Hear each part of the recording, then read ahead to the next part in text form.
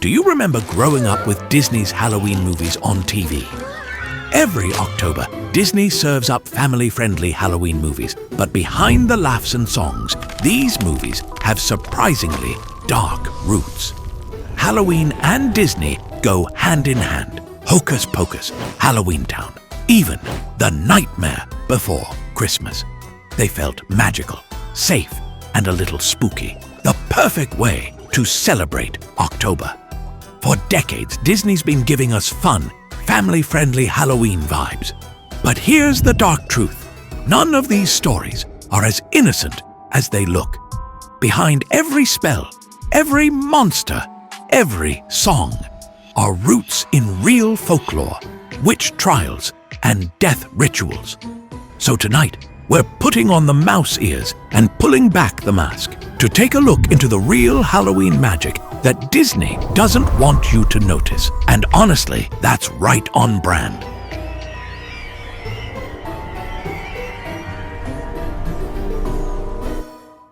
And where better to start than witches? It's no secret Hocus Pocus has roots in the Salem witch trials. But while history was full of persecutions and paranoia, Hocus Pocus plays it for laughs. The Sanderson Sisters are over-the-top villains with a talking cat and a spellbook stitched from human skin, gifted by the devil himself. It contains spells for dark magic, including the one that allows them to take the life force from young ones. The book is also enchanted. It can open its eye, move, and call to the witches if someone else tries to use it. It can't be destroyed by ordinary means. It resists fire and magic. But this isn't just a movie prop. It's based on something very real. Grimoires.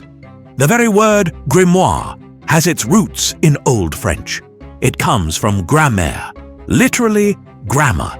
But in the Middle Ages, it carried the sense of knowledge itself. Grimoire came to mean a book of magical knowledge. By the Middle Ages, grimoires had become something else entirely.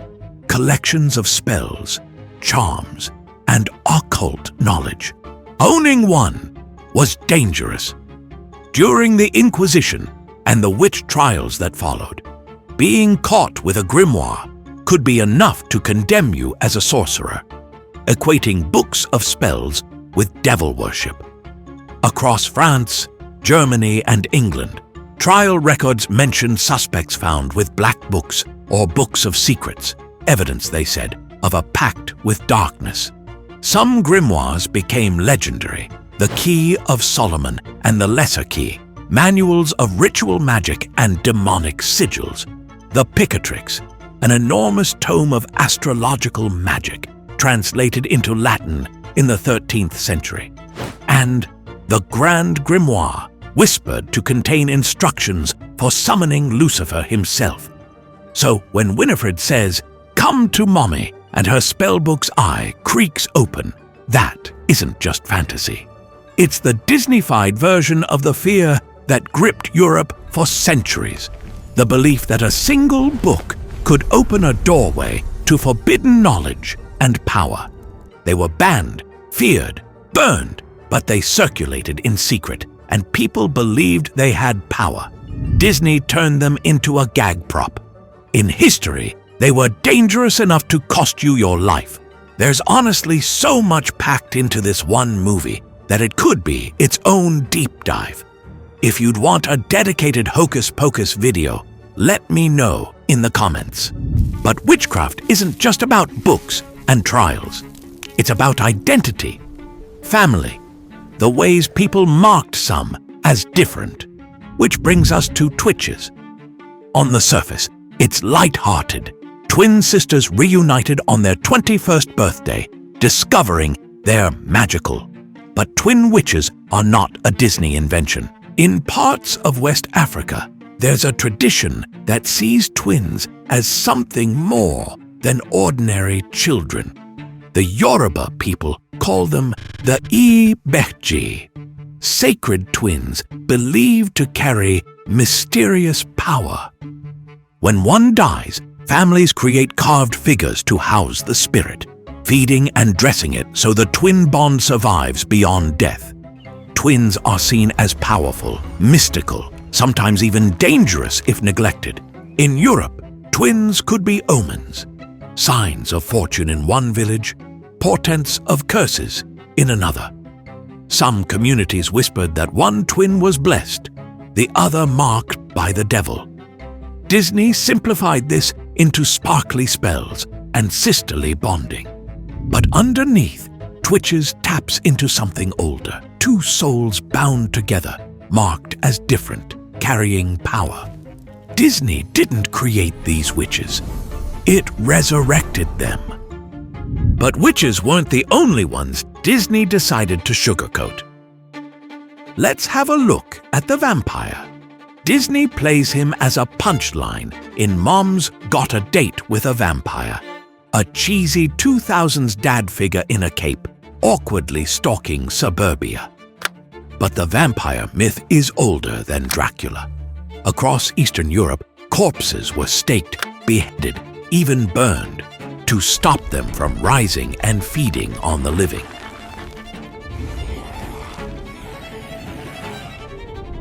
In China, the Jiangshi, the hopping vampire, drained life from its victims.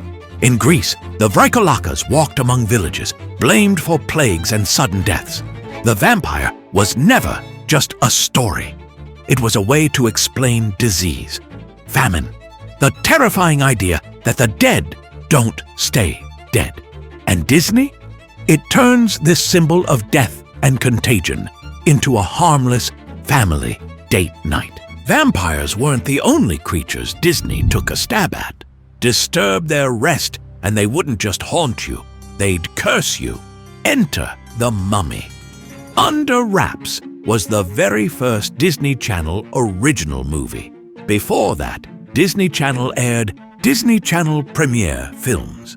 But Under Wraps officially launched the Disney Channel original movie era in 1997. Disney Channel's very first original movie gives us a friendly, bumbling mummy who just wants to dance. But real mummies carried a curse. When Tutankhamun's tomb was opened in 1922, members of the excavation team died mysteriously. Newspapers whispered about the mummy's curse, that disturbing the dead would unleash their vengeance. In ancient Egypt, tombs were sealed with spells to protect the body, to punish intruders, to ensure the spirit's survival in the afterlife. The curse wasn't comedy, it was protection, sacred, dangerous. Disney scrubbed away the fear.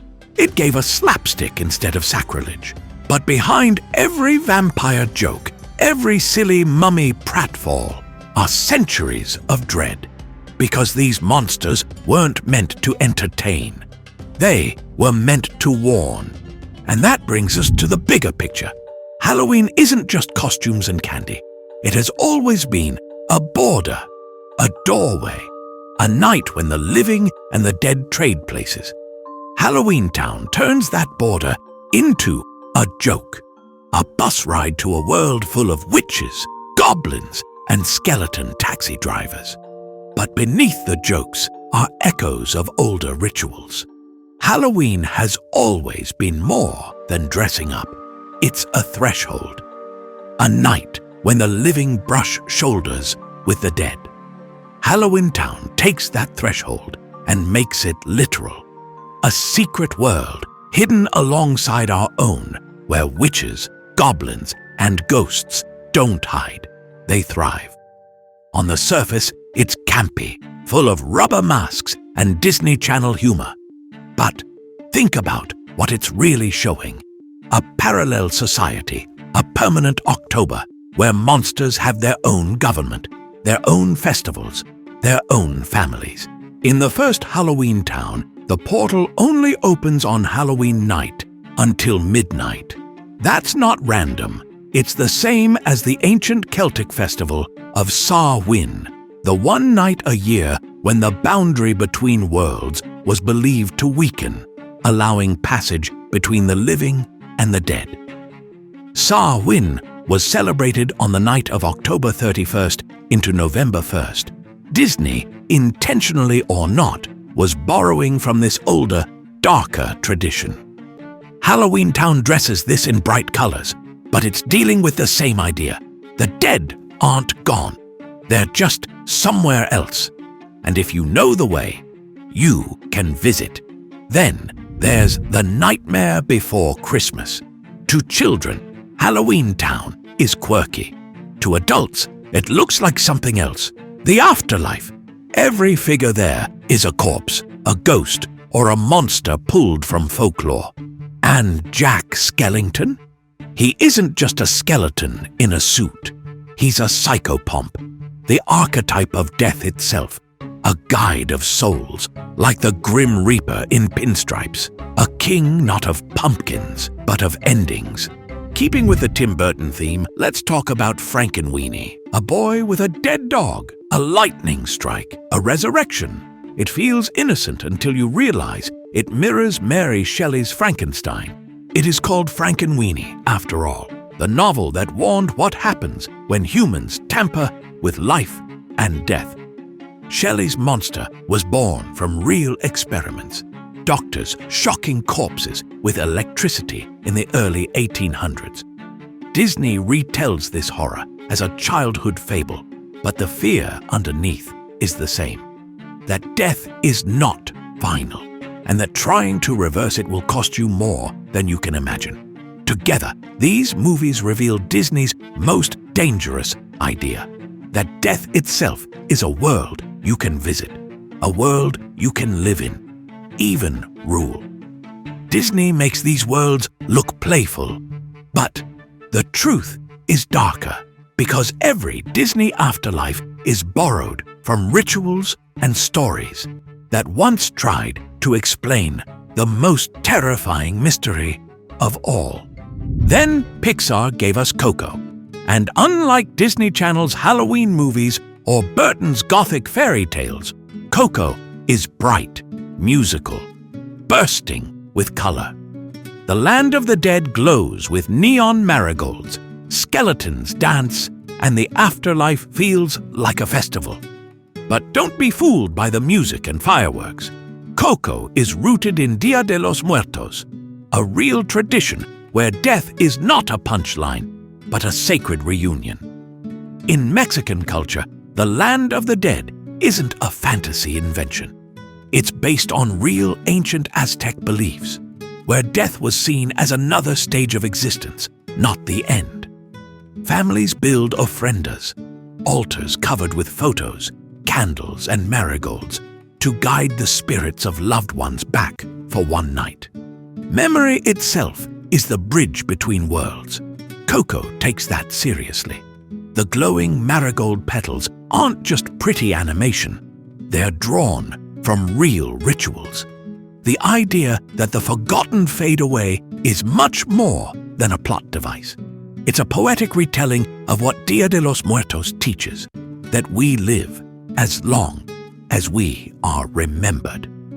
Compare that to Halloweentown, where skeletons drive buses and death is a sight gag, or even to Nightmare Before Christmas, where Jack Skellington becomes a metaphor for longing and loss. Coco is the counterpoint, a movie where Disney and Pixar finally treated death not as slapstick or gothic fun, but as sacred. In a way, Coco feels like the most honest Halloween story Disney ever told. Because behind the trick or treating and Halloween movie-thons, that's what Halloween has always been. A ritual to remember the dead and to make peace with the fact that they still might be with us. Disney has been dancing with death since the very beginning. In 1929, Walt released The Skeleton Dance, a silly symphony short where grinning skeletons come out of their graves to dance in the moonlight. It was playful, but it was also macabre, proof that even Disney's earliest magic had a darker side underneath. And decades later, that thread came back in one of the darkest projects Disney ever put its name on, Tower of Terror. A movie and a theme park ride built entirely around ghosts, curses, and a literal haunted death trap. A 1997 movie based on the theme park ride. The story takes place in 1939. Lightning strikes a hotel elevator. 5 souls vanish, trapped forever as ghosts, cursed to relive their final night. It looks like family fun. Steve Guttenberg, Kirsten Dunst, Disney Channel comfort. But at its core, it's gothic horror. A cursed object, a death echo. Spirits repeating their tragedy until someone breaks the spell. The ride itself was designed like a haunted house, stitched together with Twilight Zone dread. Disney built an attraction around the idea of being trapped in a cursed elevator, of dying over and over again. Sometimes Disney doesn't just borrow from folklore. Sometimes it signs its name in the Devil's Book. Take Mr. Boogedy, a 1986 Disney TV movie pitched as a comedy. But the story? A pilgrim who literally makes a deal with the devil. A cursed cloak, a restless ghost tormenting a family home. This wasn't cute witchcraft. It was straight-up Christian demonology slipped into primetime for kids. Disney didn't invent this plot. The Devil's Bargain is one of the oldest cautionary tales, from Faust to New England sermons. Trade your soul for power. Pay the price in eternity. Then don't look under the bed. A 1999 Disney Channel original, and maybe their scariest. In fact, this movie was so scary that they stopped airing it on Disney Channel. A child tormented by the Boogeyman. Claws, teeth, shadows under the bed. But that monster isn't just a Disney original. The Boogeyman is global. In Latin America, he's El Coco, or El Cucuy, a shapeless figure who kidnaps children that misbehave. In England, the bogey was a household terror, lurking in cupboards or chimneys. In Slavic tales, he's a night creature that steals children from their cradles. The Boogeyman changes names, but his role never changes. He is the fear of being taken in the dark. Disney toned it down, made it surreal, gave it a happy ending, but the roots are still there. The child-snatching myths whispered for centuries. And that's Disney's deal with darkness. It takes the devil, the cloak, the Boogeyman, strips them of the real danger and origins, and sells them back to us with a family-friendly aesthetic. Disney didn't stop with witches, vampires, and mummies. It just rebranded the darkness for new generations. Descendants looks like bubblegum fantasy. Kids in leather jackets singing about high school crushes. But at its core, it's about inheritance. The children of curses, of witches, of demons, of royalty marked by sin. It's the same old stories. The fear that darkness runs in bloodlines, that evil passes from parent to child. Disney just wrapped it in pop songs. Then there's Zombies, a pastel-colored teen rom-com about cheerleaders and monsters. But zombies are not cute.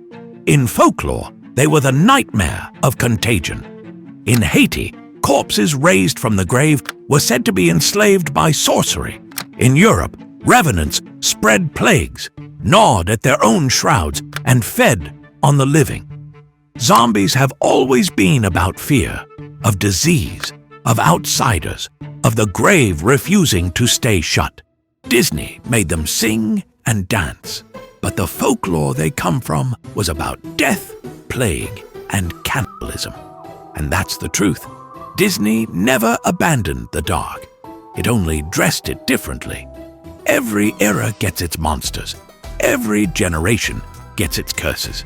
And Disney makes sure we grow up smiling at them. Disney wants Halloween to feel safe. Pumpkins that smile. Witches that sing. Vampires that flirt awkwardly in suburban malls. But the truth is, these stories were never meant to be safe. They were meant to scare, to warn, to remind us that the line between the living and the dead is thinner than we'd like to believe. That's why we dress up. That's why we light candles. That's why we whisper ghost stories when the lights go out. Because Halloween has always been a threshold, a night of masks and magic, when the world feels just a little more haunted. Disney may have painted over the darkness with candy colors, but the foundations are still there, just beneath the mask. You see, the magic was never about safety. It was about learning to dance with the dark. In the end, Disney didn't erase the darkness. It just gave it mouse ears. And maybe the magic was never about keeping the darkness away. Maybe it was about learning to live with it. And on Halloween night, when the veil thins, now we can remember why the stories were dark in the first place.